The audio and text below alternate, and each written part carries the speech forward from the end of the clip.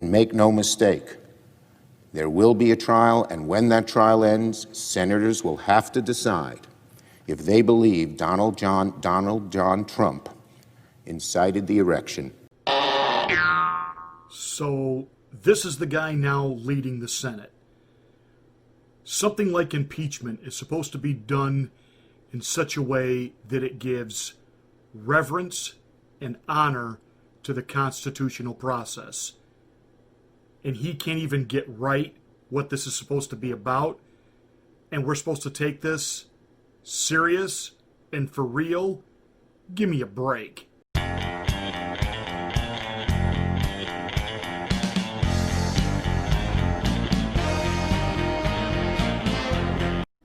Impeachment 2.0, the sequel, dead on arrival.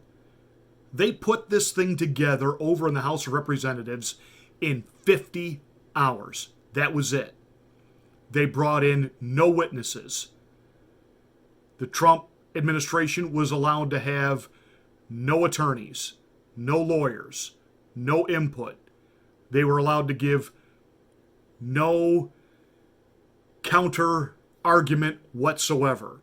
It's now being placed in the Senate, where they hope to have a mass trial, where they will call witnesses. Well, Lindsey Graham, if he sticks to his word, because sometimes he kind of flips and flops, said that if that happens, all bets are off, and the GOP will bring in witnesses, and Team Trump will assemble the counter case, and this thing could drag out instead of a day or two for weeks, months, just drag it out and stall the entire Biden agenda.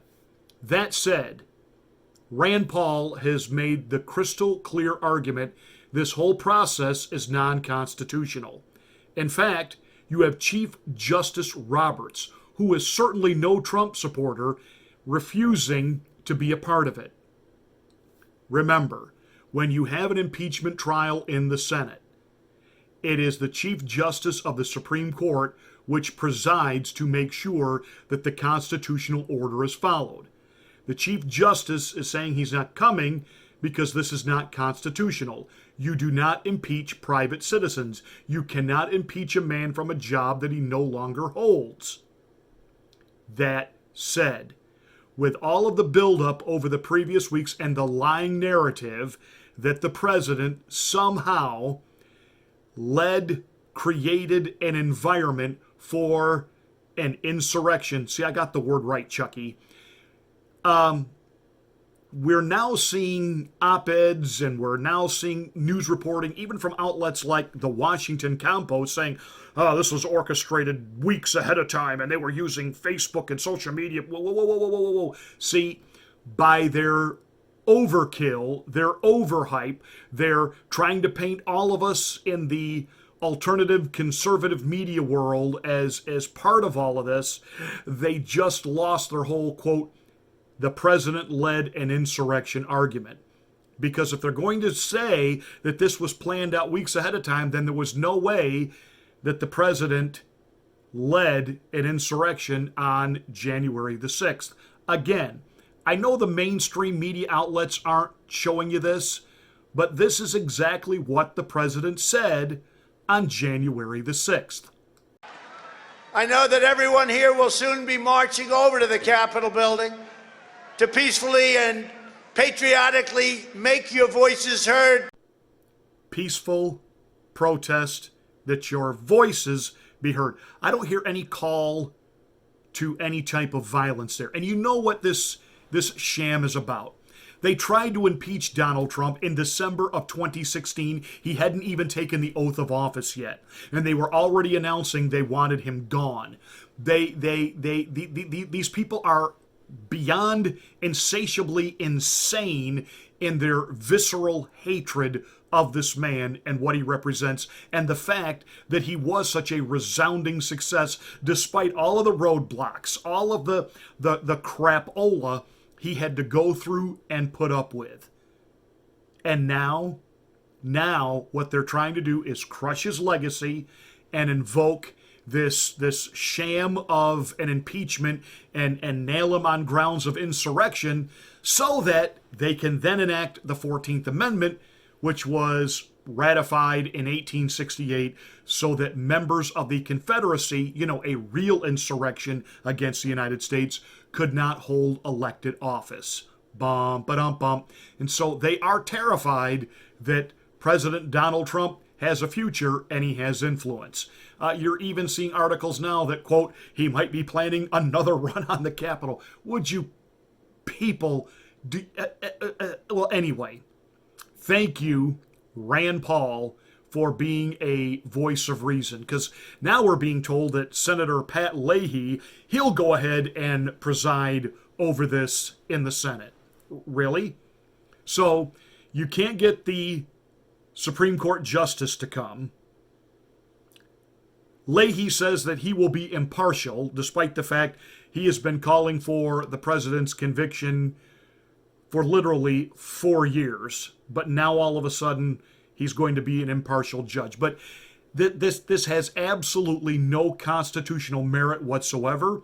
Rand Paul delivered the knockout, and as a result, 45 Republicans have said they will not vote for impeachment.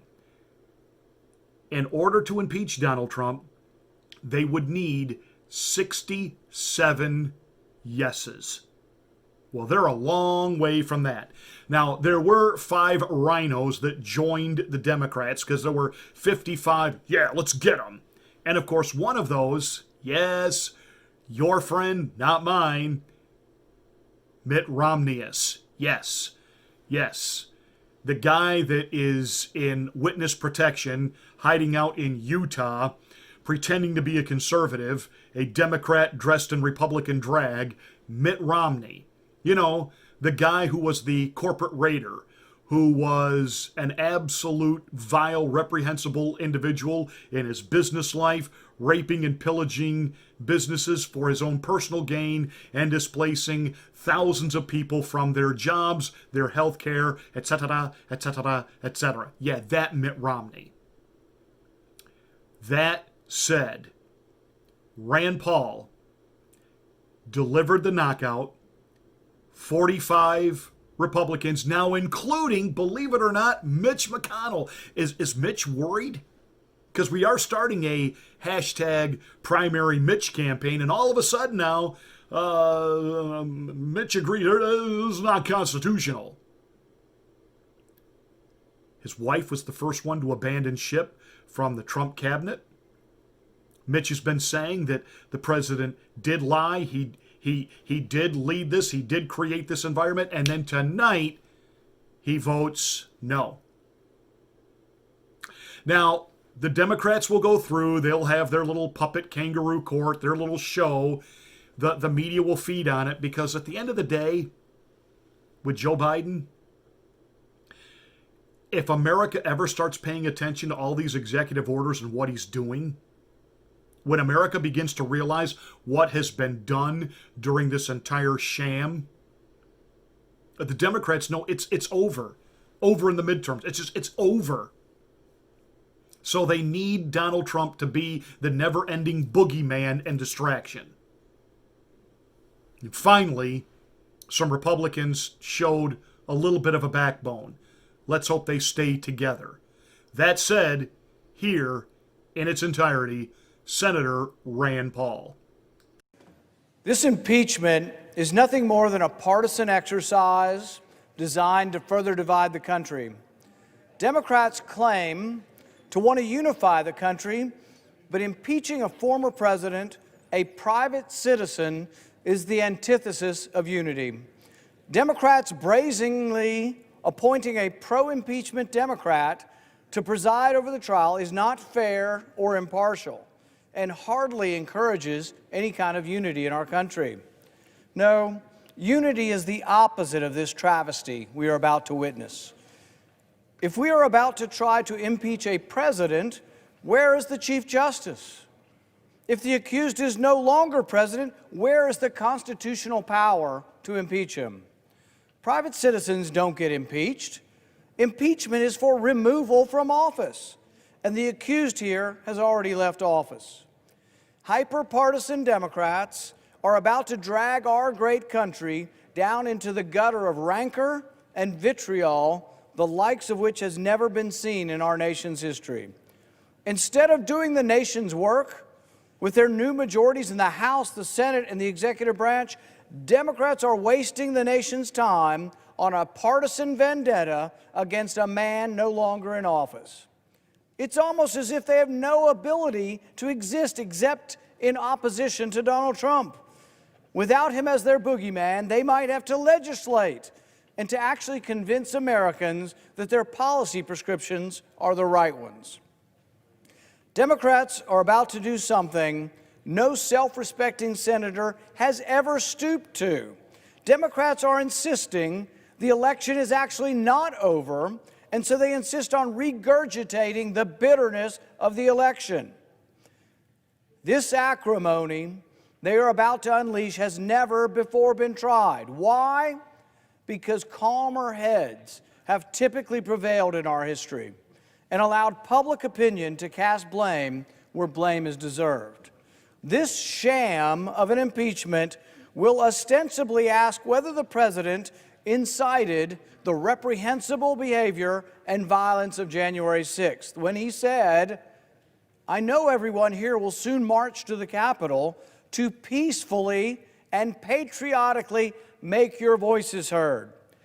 Peacefully and patriotically, hardly words of violence. But what of Democrat words? What of Democrat incitement to violence? No Democrat will honestly ask whether Bernie Sanders incited the shooter that nearly killed Steve Scalise and volunteer coach. The shooter nearly pulled off a massacre.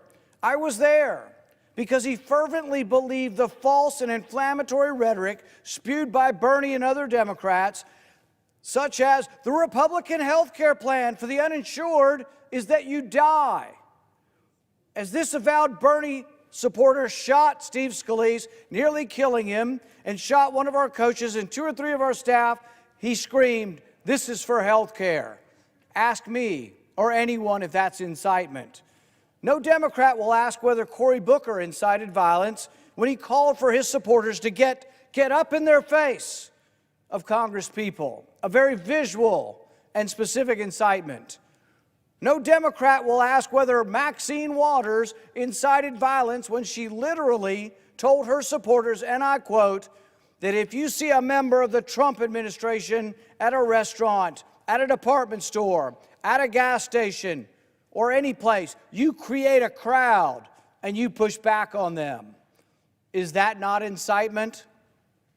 My wife and I were pushed and surrounded and screamed at by this same type of mob that Maxine likes to inspire.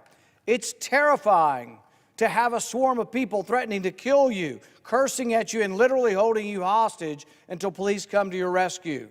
That night we were assaulted by the crowd. I wasn't sure if we'd survive even with the police protection. But no Democrat has ever considered impeaching Maxine for her violent rhetoric. In fact, Republicans, to our credit, have never once thought it legitimate to formally censor or impeach these Democrats. No Republican has sought to use the government to hold these Democrats responsible for Antifa and Black Lives Matter violence that has consumed our cities all summer, resulting in over $1 billion of destruction, looting, and property damage. Not one Republican said, "Oh, let's impeach the Democrats who are inciting this," because it would be ridiculous. Many on the Democrat side of the aisle cheered them on. Kamala Harris famously offered to pay the bill for those who were arrested. I wonder if she'll be brought up on charges of inciting violence for that now that she's vice president. Should Kamala Harris be impeached for offering to pay for violent people to get out of jail who've been burning our cities down? No, and no Republican has offered that, because we're not going down the road that Democrats have decided, this low road of impeaching people for political speech. Should Republicans impeach the Democrat mayor of Seattle, who incited and condoned violence by calling the armed takeover of part of her city a summer of love. Any Republicans try to impeach her? On June 8th, the New York Post, citing U.S. Justice Department statistics, reported that more than 700 law enforcement officers were injured during the Antifa Black Lives Matter riots. There were at least 19 murders, including 77-year-old retired police officer David Dorn. Yet Democrats insist on applying a test of incitement to a Republican that they refuse to apply to themselves. I want the Democrats to raise their hands if they have ever given a speech that says, take, back, fight for your country.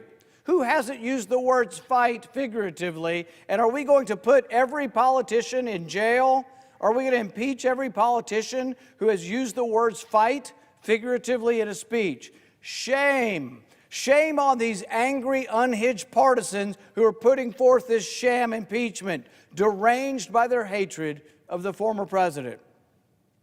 Shame on those who seek blame and revenge and who choose to pervert a constitutional process while doing so. I want this body on record, every last person here. Is this how you think politics should be? Look, we've now got crazy partisans on the other side of the aisle trying to censor and remove two of the Republican senators for their political position. Now, look, I disagreed. I don't think Congress should overturn the Electoral College. But impeaching or censoring or expelling a member of Congress you disagree with? Is the truth so narrow that only you know the truth? We now have the media on your side saying there is only one set of facts, one set of truth, and you can only interpret it this way. Now we have 7 senators on the other side trying to expel, censor, or impugn 2 senators on this side. And I defend them, not because I defend their position. I disagreed with their position. But you can't impeach, censor, expel people you disagree with.